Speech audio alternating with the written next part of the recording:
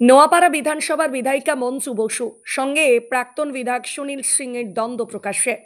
নোয়াপাড়া বিধানসভার বিধায়িকা মঞ্জু বসু এক জনসভায় প্রাক্তন বিধায়ক সুনীল সিং সম্পর্কে বলেন, উনি একবার বাই ইলেকশনে জিতেছিলেন।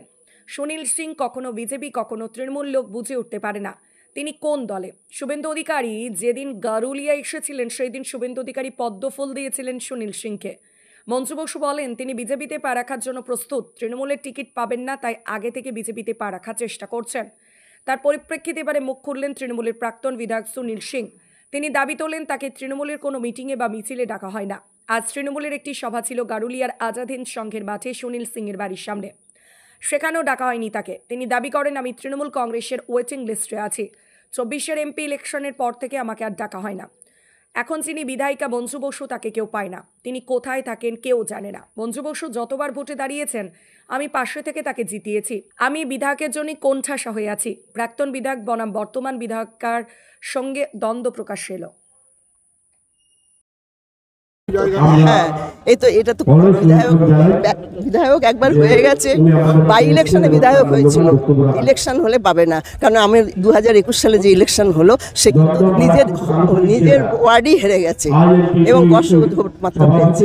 ও তো সুনীল সিং তো কোথায় আছে কেউ জানে না। সুনীল সিং কখন তৃণমূল কখন দল বদল, সেদিনকে পদ্মফুল উপহার নিয়েছে, এর মানে ইঙ্গিত দিচ্ছে পেয়েছিল কি তখন ছিল, আমাদের তো দল থেকে চেঞ্জ হয়েছে এসছে, কিন্তু সেটা আমন্ত্রণ নিশ্চয়ই জানানো হয়েছে, আসবে কেন? ও তো পা রেখেছে, এখন রেখেছে বিজেপিতে পা রাখছে, যদি আবার টিকিট পায়। কারণ তৃণমূলে টিকিট পাবে না, সেই টিকিটটা পাওয়াই ওর দরকার, ওই স্ট্যাম্পটা দিয়ে তা বিজনেস করবে, এটাই লক্ষ্য। মানুষের সেবা করার জন্য বিধায়ক হয় না, তা না হলে রাজনীতি এবং ব্যক্তিগত সম্পর্ক কারোর সঙ্গে কারো থাকতেই পারে, কিন্তু যখন রাজনীতির মঞ্চে আসছে তখন তৃণমূলে আমি থাকছি, আমার হাতে তৃণমূলের আমি ঘাসফুলের আমি মেম্বার, অথচ সে চলে গেল। এ তো রাজনৈতিক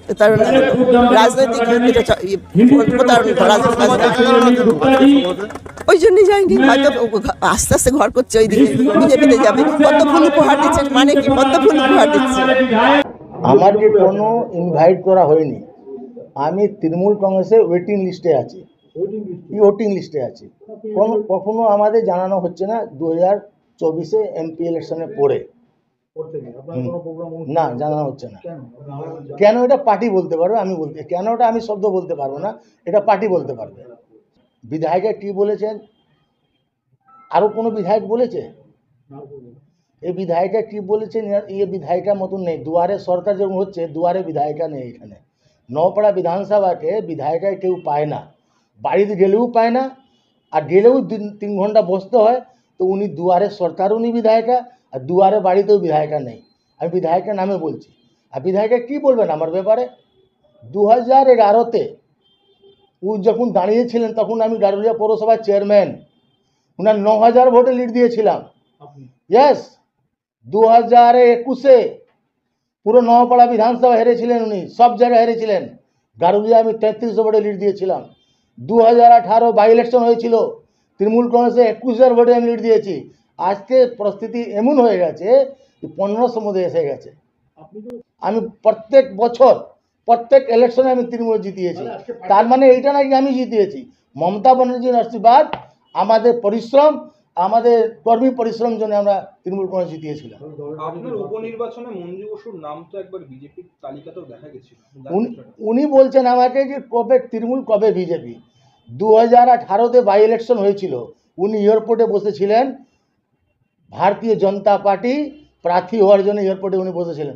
উনি বললে শোভা দেবে না, উনি যত বলবেন আমার ব্যাপারে মানুষ, নওপাড়া মানুষ অন্তত নেবে না।